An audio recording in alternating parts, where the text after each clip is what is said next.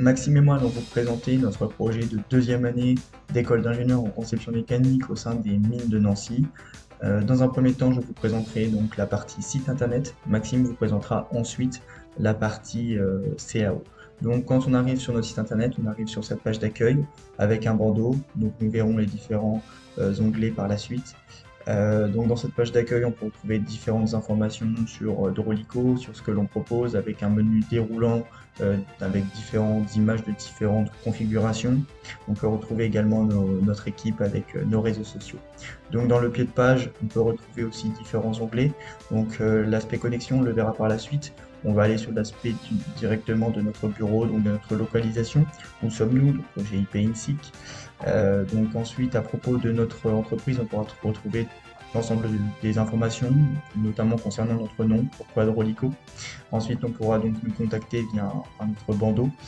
Ensuite, on retrouvera nos partenaires, puis une FAQ pour répondre à différentes questions potentielles. Nous avons également une politique de retour, donc ici expliquer comment retourner nos colis. Puis vous avez également les différents moyens de paiement comme la Visa, la Mastercard, l'American Express, etc.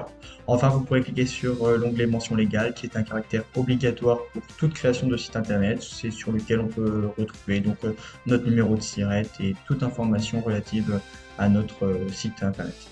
Enfin, vous pourrez donc aller sur le bandeau tout en haut pour visualiser donc notre catalogue d'articles avec les différents composants qui pourront donc s'ajouter sur notre drone. Par exemple, on peut avoir différents types de profils de pales, différentes caméras, différents patins, différents carénages, différentes couleurs. Ensuite, donc, vous avez donc les onglets configuration espace client donc, qui vont se regrouper et donc ça c'est ce que je vais traiter en dernier. Avant ça, je vais donc aller sur la page avis client. Donc cette page est là pour conforter les potentiels futurs clients dans leur achat de reliquat. Donc l'espace client va permettre de se connecter à notre site internet et de configurer un Drolico. Donc on va s'inscrire. Une fois les informations clients saisies, nous n'avons plus qu'à les enregistrer dans la base de données. Il suffit simplement de cliquer sur ce bouton et donc les données clients sont enregistrées dans cette partie, dans notre localhost avec cette ligne qui apparaît donc ici. Le mot de passe est crypté. La dernière étape est donc de se connecter avec les informations précédentes. Voilà. Et donc là on arrive sur la configuration de notre Drolico. Donc ici, on va pouvoir venir sélectionner ce que l'on veut, avec ou sans base. Donc sans base, on a donc ce logo qui apparaît, avec base, on a cette base, et ainsi de suite pour l'ensemble des différents éléments qui peuvent constituer donc notre hélicoptère. Donc on va faire une configuration assez rapide. Donc comme vous pouvez le voir, les photos et les prix s'ajustent en fonction de ce que l'on vient sélectionner. Voilà. Et donc en cliquant sur le bouton Submit, les informations vont être enregistrées dans la partie configuration. On va venir retrouver donc notre ID client qui a été généré précédemment, 55, et donc ici est attribué chaque choix donc à ce client. Et donc la facture est générée à l'aide donc des données clients que l'on retrouve donc ici avec l'adresse de livraison et l'adresse de facturation, et on les retrouve également ici avec les choix clients qui génèrent un prix total. Je vais maintenant laisser Maxime donc vous présenter la partie CAO. Bonjour, je veux vous présenter la partie CAO de notre projet de deuxième année au sein de l'INSIC. Je vais d'abord vous présenter le fichier Excel qui regroupe l'ensemble de nos informations pour que le code VBA sous Katia V5 puisse générer l'assemblage final de notre Drolico.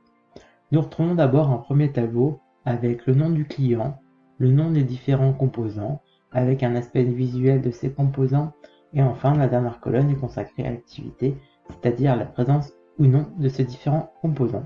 Afin de faciliter le choix de la valeur de l'activité, nous avons réalisé une liste déroulante afin de choisir entre true ou false.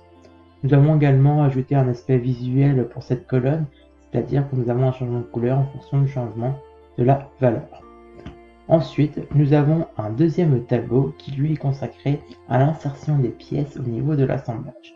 Nous retrouvons le nom du composant avec cette fois-ci le type de l'extension de fichier, le chemin du dossier où se situe le fichier, Et enfin, nous avons la colonne activité qui est liée au premier tableau, comme nous pouvons le voir.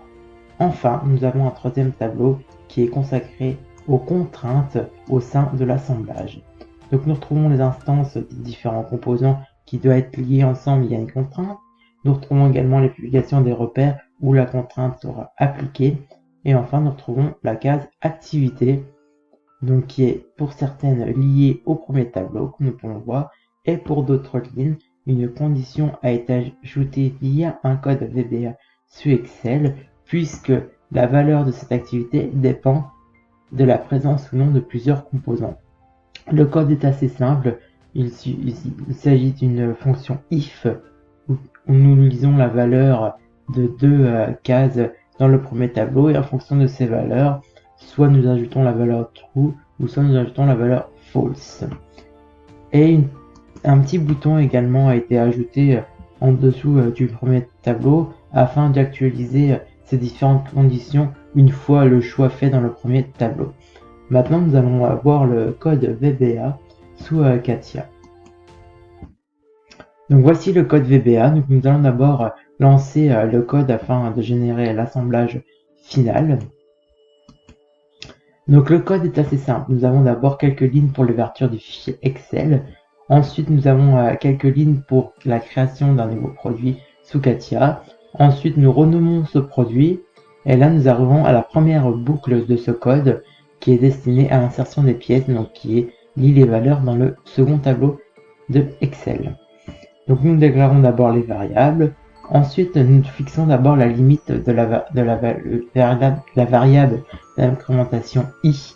Donc nous lisons, nous comptons l'ensemble des cellules dans le tableau que nous divisons par le nombre de colonnes et nous ajoutons toujours 1 afin de respecter la condition stricte. Ensuite, le code lit les valeurs dans le tableau et nous retrouvons la variable activity qui a été créée dans les tableaux. Donc si cette activity est true, alors nous réalisons les lignes de code suivantes. Si c'est false, alors nous incrémentons de 1 et nous revenons au début de la boucle. Il en est de même pour la boucle des contraintes. Donc nous déclarons d'abord les variables. Ensuite, nous recomptons le nombre de cellules qu'on divise par le nombre de colonnes. On lit les variables dans le tableau. Et on retrouve la condition if avec l'activity. Donc si c'est true, nous réalisons ces différentes lignes. Donc ces lignes appellent d'abord les instances. On choisit le type de contrainte qu'on veut appliquer. Ensuite, nous appelons le type des publications et nous ajoutons la contrainte. Et enfin, les dernières lignes sont consacrées à la mise à jour donc, de l'assemblage final et la fermeture du fichier Excel. Donc maintenant, nous allons voir le modèle 3D qui a été généré. Donc voici le modèle 3D qui a été généré. Nous pouvons voir la caméra, la structure ensemble flotteur, les hélices, le carénage. Et l'arbre est constitué de la manière suivante. Donc on peut voir que toutes les pièces ont bien été renommées. Et nous retrouvons également les contraintes qui sont appliquées au sein de cet assemblage.